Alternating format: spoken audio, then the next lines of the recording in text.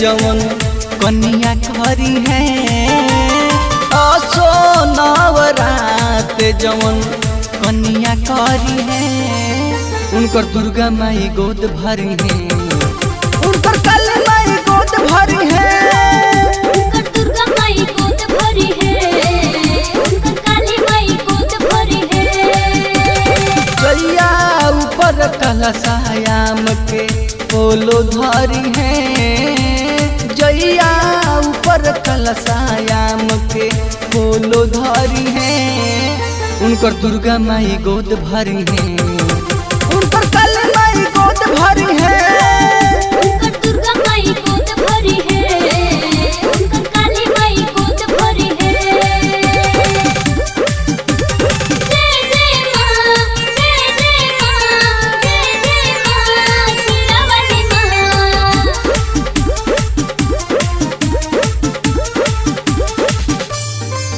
खाली जाला ना वरदान मोरा दुर्गा माई के दरबार रोज लागल बा देखली रौरा जाई के जय जय मां जय जय मां। खाली जाला ना वरदान मोरा दुर्गा माई के दरबार रोज लागल बा देखली रौरा जाई के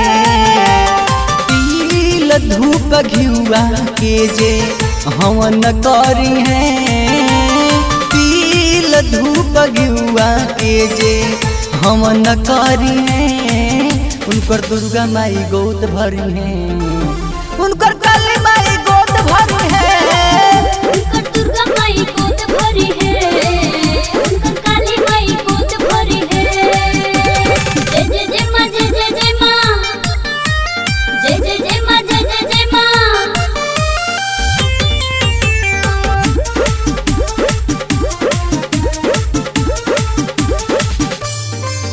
बाबा अखिलेश जी पूजा पाठ कईनी खुश बानी धन पाई के सद पूरल बा संतोष के भजन गाई के जय जय मां जय जय मां। बाबा अखिलेश जी पूजा पाठ कईनी खुश बानी धन पाई के सद पूरल बा संतोष के भजन गाई के राकेश मुना हरदम वही जा दिया भरी है राकेश मुना हरदम वही जा दिया भरी है उनकर दुर्गा माई गोद भरी है उनकर काली माई गोद भरी है उनकर दुर्गा माई गोद भरी है उनकर काली माई गोद भरी है।